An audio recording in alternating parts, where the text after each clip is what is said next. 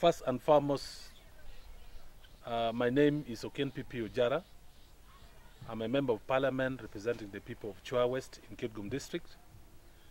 And that is the constituency where we have the highest prevalence of nodding syndrome children. Today we are happy to receive a very good gesture from IGF, Irene Gleeson Foundation, for dedicating today as a day as we are commemorating the departure of Irene Gleeson, that this day be dedicated to the children of nodding syndromes. As we all know, we have been trying as leaders, as stakeholders, to support these children who have been affected by nodding syndromes. I remember very well when I was the Prime Minister of Chua, Chile. As a cultural institution, we supported the initiative that will enhance the welfare of these children by provision of food, provision of clothes, provision of seeds, provision of so many things to the families of nodding syndromes. Personally, as a member of parliament, we have been able to move several motions in the Parliament of Uganda. If you recall, in the 10th Parliament, we moved a serious motion which provided for 1.3 billion Uganda shillings to be released to support the children of nodding syndromes. This money, as you all know, was done in the 10th Parliament, but the problem of this nodding still continue. As we know, we're still going on, and we need to now tighten our belt and make sure we address this issue of nodding syndrome squarely. Today, in our submission to the Prime Minister, represented by the third Deputy Prime Minister, we stated very, very clearly that number one, we need to establish the cause of these nodding syndromes. Then two, the government should, under all circumstances, support community-based initiative that will be able to support the families of these children together with these children. Because we all know, even if not technically informed, but we all know that these children are already suffering from what they call brain injury. They are neurotically having challenges with their brains and with their minds.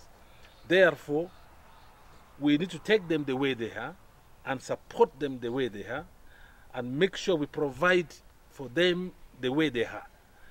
We should not keep on lamenting all the time, because now lamentation has been done several times. We have been lamenting, we have been cursing ourselves, we have been doing all sorts of things. So this is the right time. We hope the Honorable, Right Honorable Prime Minister who came will be able to cause for an immediate meeting, and this immediate meeting we should be able to discuss and decide on what can be done to address the plight squarely of these children of nodding. So this is why we are here today, and we have been able to present our issues to the government. The government, on the other side, we appreciate whatever they have done, and we also want to believe that whatever they have done has not been informed by research. Whatever they have done has been informed by whatever circumstance they have seen these children facing at the moment. For example, the provision of food. We know the children are malnourished.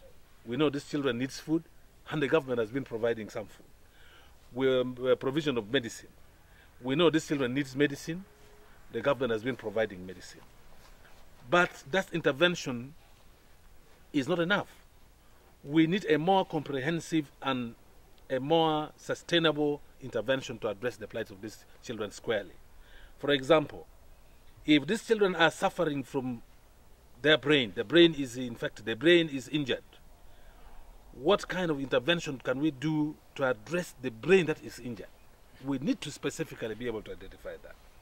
If these children need, for example, to be supported in terms of their welfare, we need to find an intervention will be able to support their welfare. If the families of these children are suffering and they have had challenges in terms of getting food and etc., we need to have a sustainable intervention which will address the issue of food, or feeding of these children. So these are issues that we ought to be able to discuss with the Prime Minister when he has called for this meeting. And we do not want to hear again in the next year that the plight of these children has worsened, because you know the condition keeps on worsening. We do something today, then the next day there is a big problem. We do something the next day, the other day there is a big problem. So our idea is that let us be able to now sit together, design a program which will target these children, will target their families, will target their communities, so that we don't have any kind of loophole left to address the plight of these children once and for all. So this is what we are struggling for.